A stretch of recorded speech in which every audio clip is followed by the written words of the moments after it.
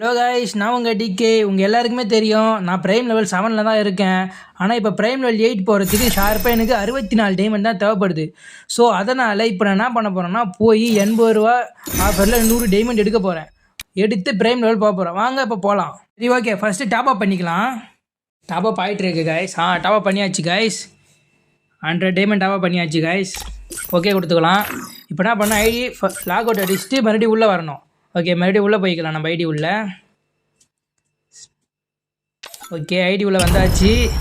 ID உள்ள வந்தால் prime level 8 பாருங்கள். இப்போ நான் போய் காட்டுறேன் பாருங்கள். அங்கே பாருங்கள், நம்ம ப்ரைம் லெவல் 8 ரீச் பண்ணியாச்சு.